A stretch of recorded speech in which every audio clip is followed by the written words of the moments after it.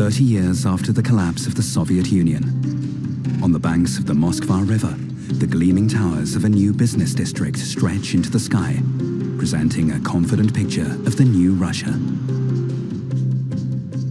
A short distance away, above the Kremlin, the red star of the Soviet Union still glimmers. And at Red Square, in the mausoleum, lies the leader of the October Revolution of 1917, Vladimir Ilyich Lenin. The long lines in front of the mausoleum may have disappeared, but the Kremlin has remained the center of power.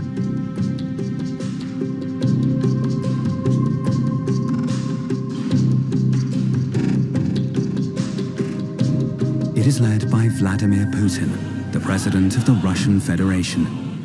He rules over a country that, even without the former Soviet republics, is still the largest in the world: Russia. In the Kremlin, a new government has long since taken over. But across the country, the old symbols are as powerful as ever. The legacy of the former Soviet Union is a complex one. The Soviet Empire covered a sixth of the Earth's surface and was home to 280 million people. The collapse of this giant superstate in 1991 was an event unprecedented in history. A superpower abolished itself. Since then, 15 new states have been struggling to find their place in the world order. Some have gravitated towards Western Europe, while others look to China. But all are defined by their relationship to Russia. Instead of the red Soviet banner, today the Russian flag flies over the Kremlin.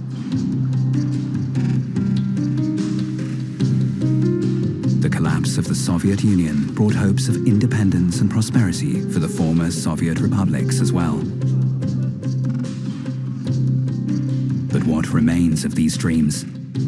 What does this new freedom look like? Which old conflicts have flared up again?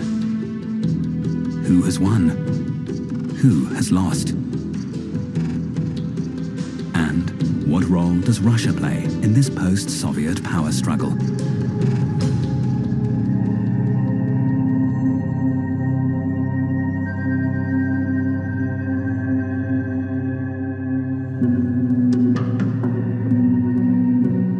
Moscow today.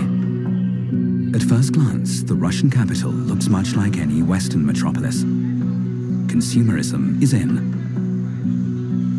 But even in wealthy Moscow, the Soviet chapter of history is still not fully closed. The past has left a deep impression, leading many to ask, what was good in Soviet times, and what has changed for the better?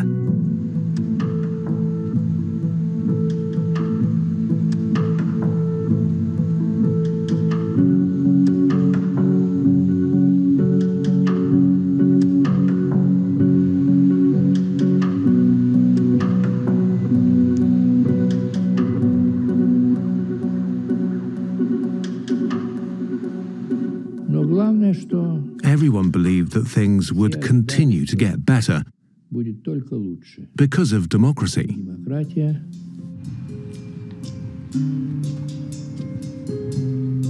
Armenia, the smallest of the former Soviet republics, no longer even shares a border with Russia. At the military cemetery in the capital Yerevan, new graves are constantly being added. They bear witness to ongoing war and suffering.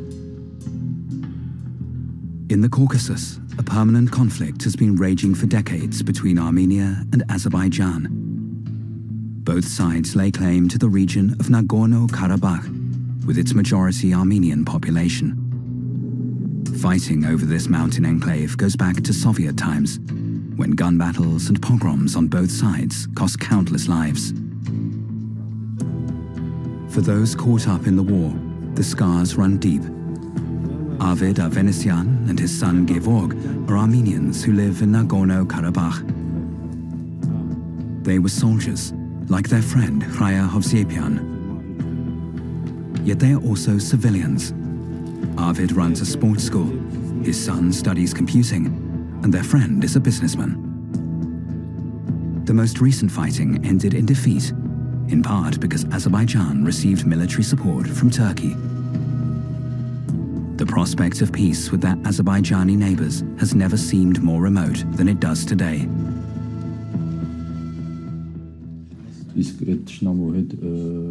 Living alongside such an enemy is no longer possible, or at least very unlikely. The joy and pride you saw in people's faces for 30 years has disappeared. The sparkle in their eyes has gone. A lot has changed.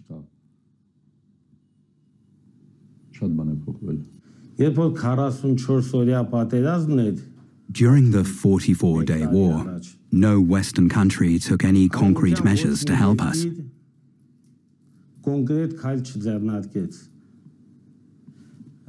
But then the Russian army entered the region. With the help of the Russians, the war was stopped. The war zone in the summer of 2021. A fragile ceasefire is in place between Armenia and Azerbaijan. Like here, at this border control point, it is monitored by Russian peacekeepers. Last year, Azerbaijan recaptured significant parts of Nagorno-Karabakh. Armenia was forced to cede the lost territory. These three Armenians meet every day to play chess. They remember the Soviet era and have long since grown weary of war.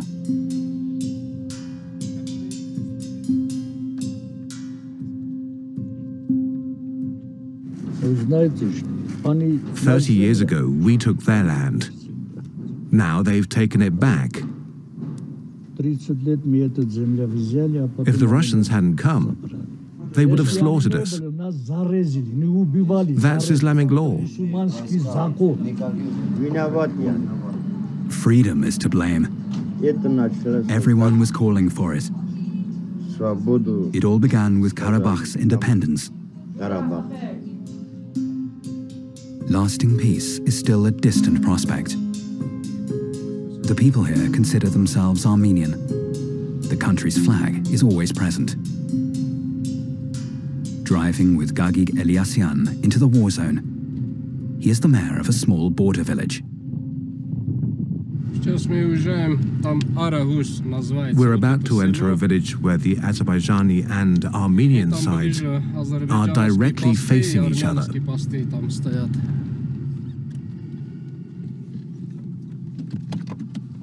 Today it is peaceful. 1 year ago, this was the front line where gunfire was exchanged. But beyond the region itself, this war barely registers, despite it lasting for the past 3 decades on Europe's external border. During the daytime, it's safe here. But at night, it's dangerous. There are people living right over there. To make sure nothing bad happens, we have to monitor the area. The villagers go to work in the day, and at night, they keep watch. That's the border. There are soldiers there. There are Azerbaijanis everywhere. An old church in the middle of the war zone. The Azerbaijanis are Shiite Muslims, while the Armenians practice Christianity. Their respective religions are an important part of their national identity, and one reason for the decades-old conflict.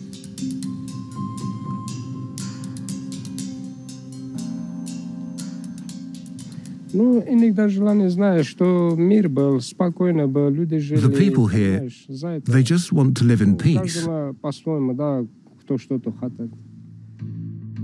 Armenia is a small country, covering just 30,000 square kilometers. The journey from the border to Yerevan, the capital, is not far. For months,